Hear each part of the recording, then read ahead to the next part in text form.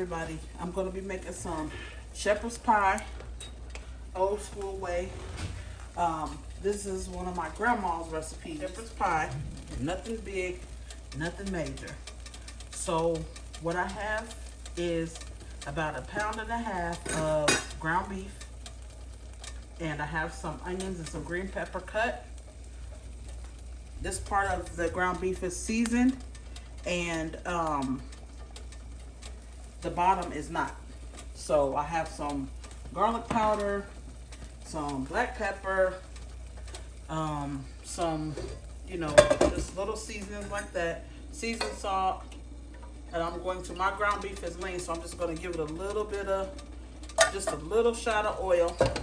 You don't have to do that. And I'm going to start laying it in here.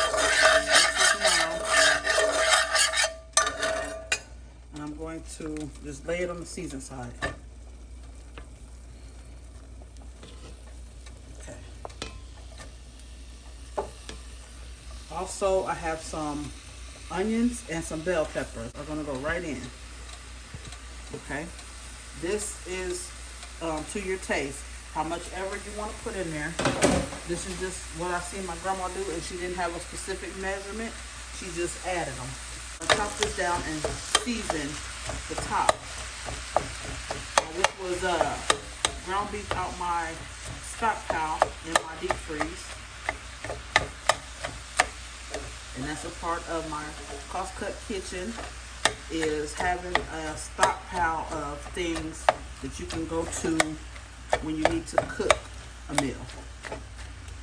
So you'll probably want to have it on medium high, or about 5 or 6. I'm going to put about this much garlic in it. Maybe a little bit more because you like garlic. And it's a part of my seasoning. So I have food enhancer. And you want to get your meat seasoned. I hate to bite into this and it's not seasoned. Not salty, but you want it seasoned. This is also garlic powder. You can use onion powder, seasoning salt, whatever your favorite seasonings is. You don't want to use too much salt because you're going to put processed cheese on this. That's a little bit of seasoned salt. A little bit of seasoned salt. I'm not going to put any more pepper in it, okay? And so it's supposed to be frying up. So I'm going to let it do its thing, and I'm going to go to the mashed potatoes. And this is a good recipe for kids. Kids love these kind of recipes. It's easy, and there's not that much stuff in it, and my kids tear it up. Okay, so I have this water boiling. There's salt and pepper in this water, okay? I'm going to butter, or butter substitute. We like ours buttery. And then I'm going to go ahead and let that boil up, which is doing, then cool down. And I'm going to start adding my mashed potatoes. So with these mashed potatoes, I'm going to go ahead and start pouring. I don't use the back of the box. I just go for what I know. And then when you get a little bit in there, stir it up real good and turn it off. And you don't want it to keep boiling. Okay, so see how soupy it is still? So I'm going to go in, keep pouring my mashed potatoes and stirring while that thickens up. That's my secret. Okay.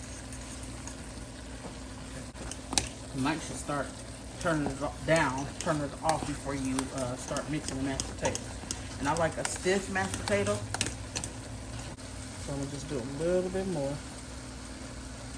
The water, the salt, a little pepper, and some butter.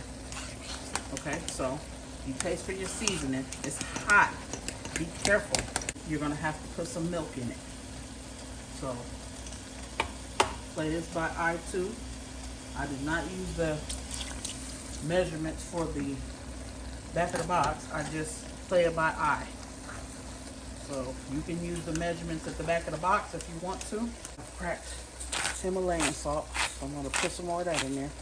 You want to make sure you get it seasoned, but you don't want it too seasoned. You don't want it to be too salty, because you're going to have to use cheese. I'll put a little bit of pepper in here. and you're looking for the taste of like a homemade creamy mashed potato, don't use metal on metal. This is bad. Meat is cooking. The meat is not done yet. So you want those green peppers and onions to cook down a little bit. They won't be cooked all the way down, but you want to go ahead and let them cook down a little bit till they're softer. And you want to keep chopping so you can chop that meat up. So you want to have nice bites in there. So I'm going to have to find a pan. This hamburger, ground beef, ground turkey, whatever you decide to use, ground, is about done, even though yours is done. And so the hardest part about this, it's not really hard, it's just layering it. I'm going to get the layering this. Got a pot sitting right there. And I'm going to cook it in the oven in this pot. Now I know I need a pan and I don't have one. So usually you would use like a cake pan or a silver pan, something like that. Make sure this meat is chopped all down real good. And you're just going to take what you have and put it in the bottom of a pan or a pot. And this is good since I'm not making a big one. This will help it stay a little thicker. Preheat your oven while you're getting this ready. And then the metal can scrape this metal because it's cast iron. It's not going to do anything to you. Okay. I'm going to move this skillet and put my pot here. There's my ground beef and my onions and peppers mixed up. I'm going to even them out. So when we cut into it, we got even pieces. And then I have my pot of mashed potatoes. So I'm going to put my mashed potatoes all over the meat. And you got to be careful because you don't want it to lift your meat up. So you don't move it after you got it in. Spoons like this. I'm just going to lay them up in there. And you want to move quick.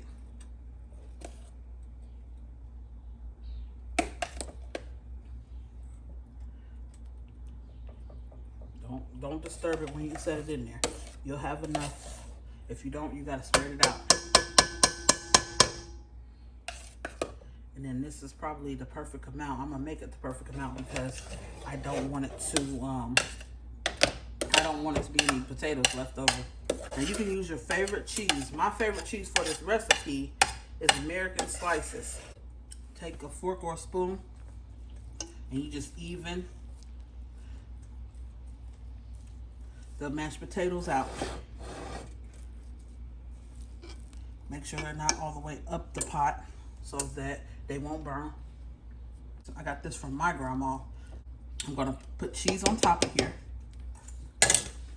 So I just have grabbed a bunch of them and I'm going to put them on. Get the ones that melt good. So I'm gonna start in the middle. And then you wanna connect them when you get like this. You want to connect them because it's going to cook up into like a casserole. Put it like puzzle pieces.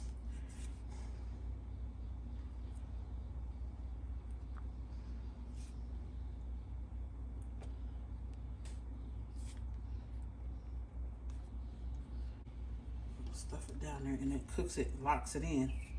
So when it starts to cook, that juice is not coming out of there.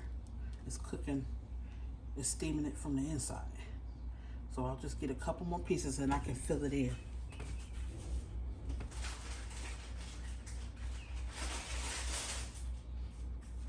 So that was, and now it'll vary by your pan how many pieces of cheese you need.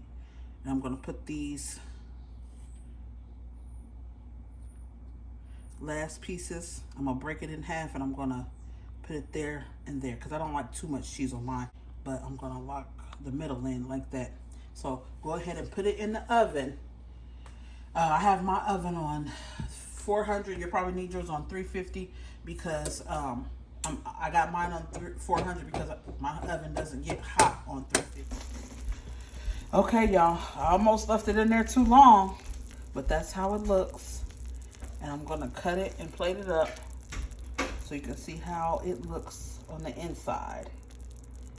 Go up a little bit. That's just the cheese is a little scorched, but that's okay. I like the scorched cheese. Yes, it is. You guys, let this sit here and stop bubbling for about 5 minutes. See that juice coming up there? Let it sit and set. Okay, guys, there is the plate. There is the spin around. I'm gonna take a taste. Fire.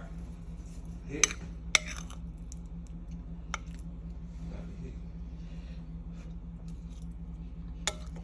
Mmm. Very good. Until next time, bye.